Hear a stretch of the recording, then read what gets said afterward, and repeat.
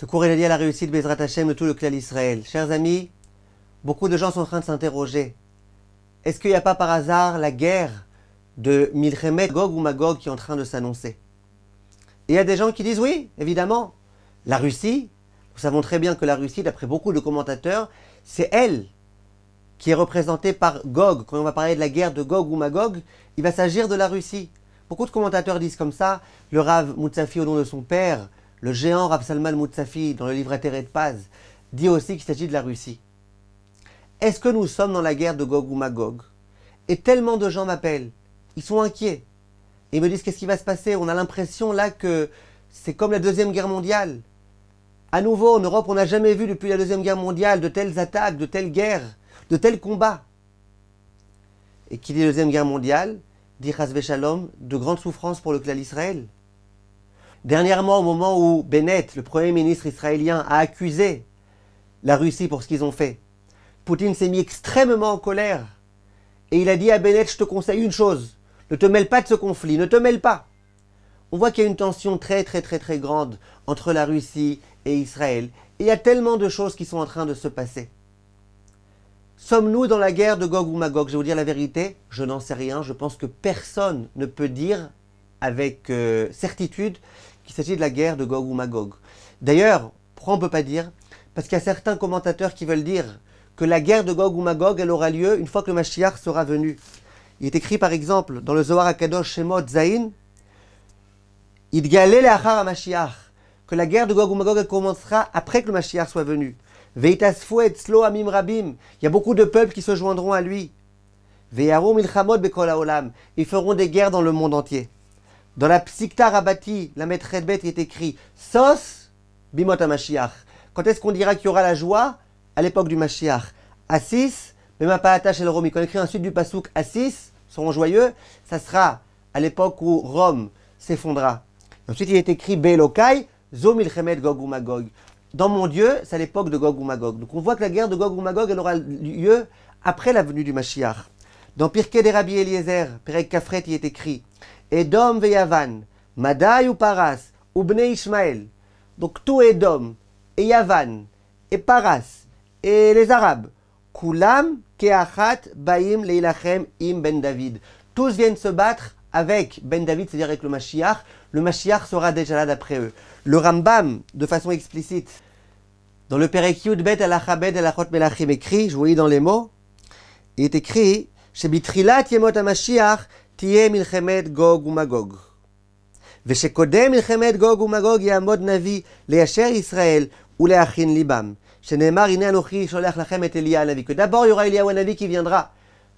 Ensuite, il y aura la guerre de Gog ou Magog. C'est vrai qu'il y a d'autres commentateurs selon lesquels on voit que la guerre de Gog ou Magog, elle aura lieu avant la venue du Mashiach. Bref, je ne rentre pas dans ça juste pour dire que nous ne pouvons pas être certains. Peut-être que là, il y a les prémices de la guerre de Gog ou Magog qui est en train de se préparer. Une chose est sûre, mes chers amis, et ça, je pense que nous pouvons le dire avec certitude, c'est que nous nous trouvons dans la période messianique. C'est sûr, c'est clair et c'est évident.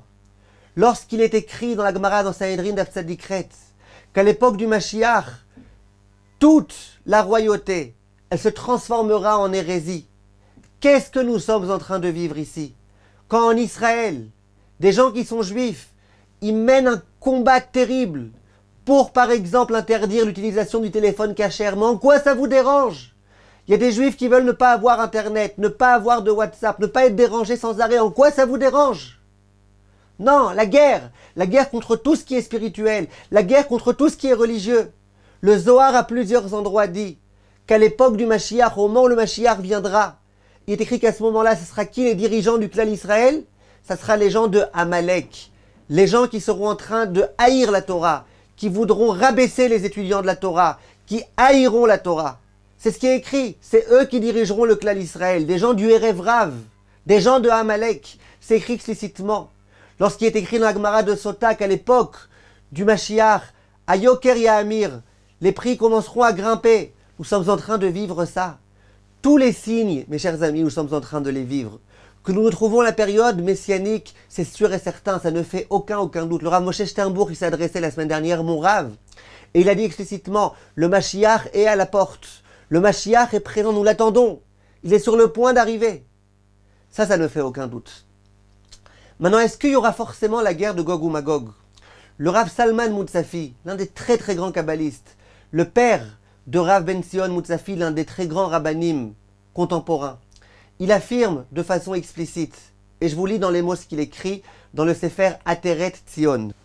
Veshamati mipi mori avi zal. J'ai entendu de la bouche de mon père. Que toutes ces choses-là dont on parle, la guerre de Gog ou Magog et les difficultés, les souffrances, c'est uniquement si le Mashiach y venait au début du 6e millénaire.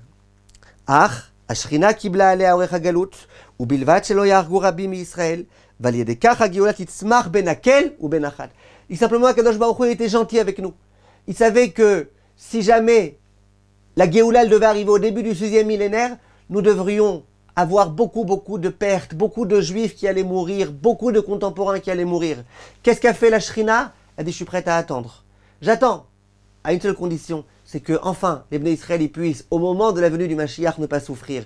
Et le Rav assure et affirme, et il dit, grâce à ça, la Géoula elle viendra facilement et sans problème.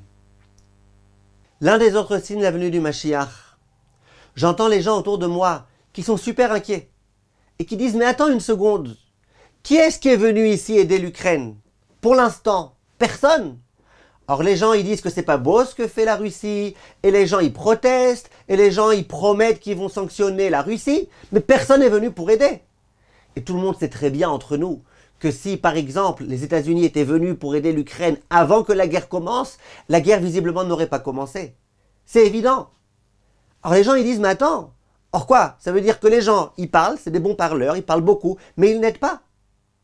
Et qui dit que ça ne sera pas la même chose avec le clan Israël? Qui dit que si l'Iran se met à attaquer les Juifs? Qui dit que si le Hezbollah se met à attaquer les Juifs, ça ne sera pas exactement la même chose?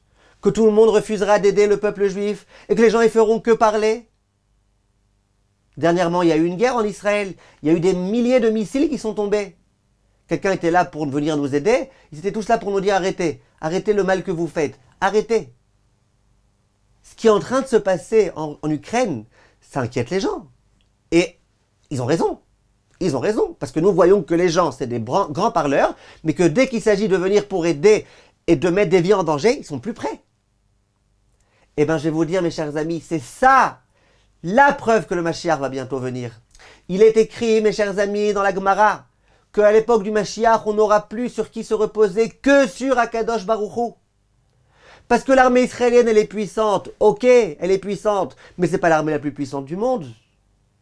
J'ai entendu dernièrement que l'armée israélienne, elle a des alpinistes. Il y a des soldats qui sont corps et âme en train d'essayer de défendre toutes les zones qui sont proches du Liban. C'est vrai, mais Hezbollah, eux aussi, ils ont des alpinistes.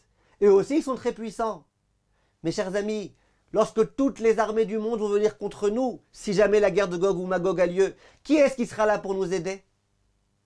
Et là, nous arrivons à la conclusion que notre seule aide, ce sera Akadosh Baruch Hu. Nous ne pouvons nous reposer sur personne, que et uniquement sur Akadosh Baruch Hu.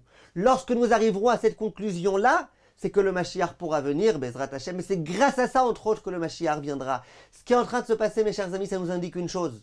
Nous ne pouvons nous reposer sur personne, que sur Akadosh Baruch Hu, et nous devons implorer très très fort. Je pense, mes chers amis, que l'inquiétude la plus grande que nous devons avoir, c'est pas s'il va y avoir une troisième guerre mondiale, c'est pas s'il va y avoir la guerre de Gog ou Magog, c'est autre chose.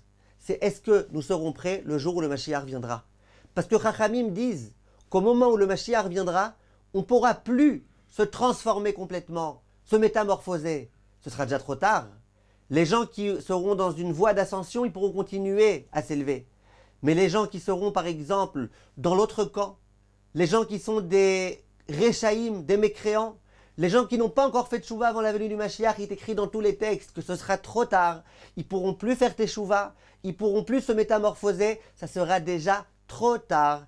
Et qui dit trop tard à l'époque du Mashiach, dit aussi trop tard pour le Olam Haba. C'est-à-dire que la part qu'ils auront dans le Olam Haba, c'est une part malheureusement qui sera petite par rapport à ce à quoi ils auraient pu accéder si jamais ils avaient été prêts à l'époque du Mashiach. Au moment où le Mashiach viendra, les gens ils deviendront des grands Talmidei Chachamim, ils pourront s'élever énormément, il n'y aura plus de guerre, il n'y aura plus de problème d'argent, tout sera résolu comme le Rambam explique de façon explicite.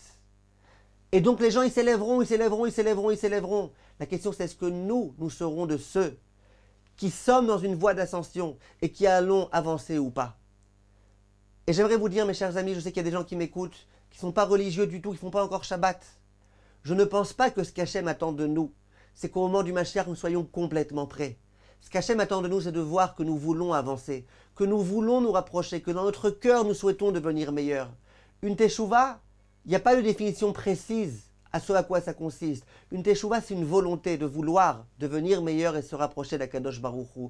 Mes chers amis, avant qu'il soit trop tard, le Mashiach va bientôt arriver, Bezrat Hashem. Nous devons nous préparer, être prêts, Bezrat Hashem. Prêts. Prêt, ça veut dire se renforcer, ça veut dire croire beaucoup plus en Akadosh Baruch Hu, ça veut dire prier beaucoup plus, ça veut dire faire beaucoup de bonnes actions, beaucoup de mitzvot, beaucoup de maasim tovim, tout ce que nous pouvons. Essayez, Bezrat Hashem, se rapprocher d'Akadosh Baruch Hu. Et comme ça, au moment où le Mashiach viendra, Bezrat Hashem sans guerre, Bezrat Hashem sans mort, sans victime, que Bezrat Hashem nous soyons tous prêts et que nous soyons heureux de la venue du Mashiach, que nous disions pas, oh dommage, je ne suis pas venu demain, comme ça on aurait pu se préparer un petit peu plus. Soyons prêts, mes chers amis, parce que c'est imminent. Kol tov, mes chers amis.